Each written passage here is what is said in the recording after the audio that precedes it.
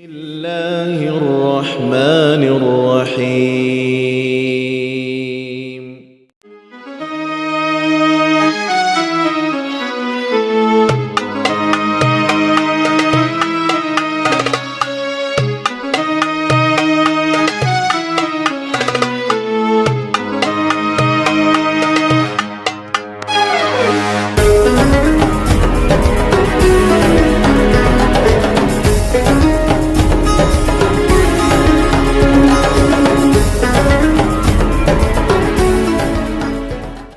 أعوذ بالله من الشيطان الرجيم.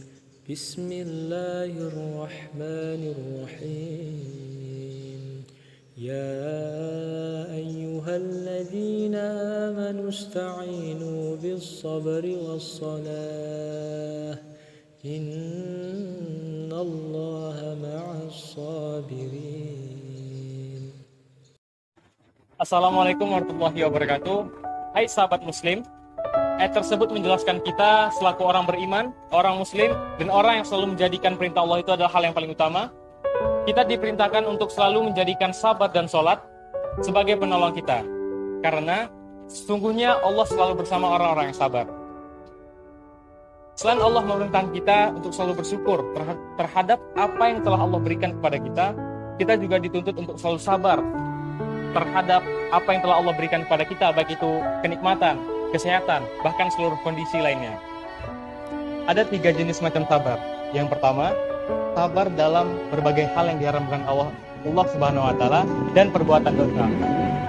Allah telah menetapkan rezeki kita itu berbeda-beda. Namun untuk mendapatkan rezeki kita itu, kita harus dituntut melaksanakan itu dengan perbuatan yang halal.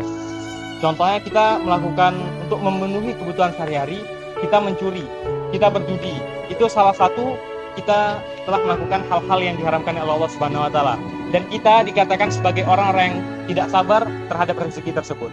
Yang kedua, sabar dalam ketaatan dan mendekatkan diri kepada Allah Subhanahu wa taala. Dalam proses kita meningkatkan ketakwaan kita kepada Allah Subhanahu wa taala, kita akan menghadapi beberapa hambatan, rintangan, bahkan caci makian dari lingkungan masyarakat ataupun sahabat-sahabat kita. Tapi ingat, dalam proses mendekatkan diri pada Allah Subhanahu wa taala, kita akan mengorbankan beberapa hal yang penting bagi diri kita. Salah satunya diri kita sendiri, waktu kita, bahkan harta kita.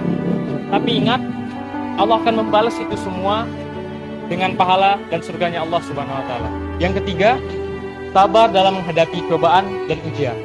Ketika kita ditimpa oleh cobaan dan ujian, kita diharapkan untuk selalu sabar menghadapi semua itu. Jangan sampai kita menyerah, kita pasrah, bahkan kita sampai mengatakan bahwa Allah itu tidak adil.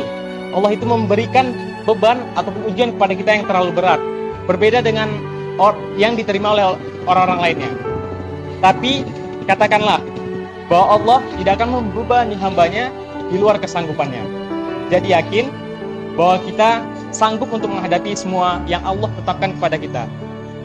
Jadi, tetaplah menjadi orang yang sabar, tetaplah berjuang untuk menjaga diri kita, menahan diri kita dari perbuatan-perbuatan ataupun dalam ketiga hal tersebut. Wallahu a'lam bishawab. Assalamualaikum warahmatullahi wabarakatuh.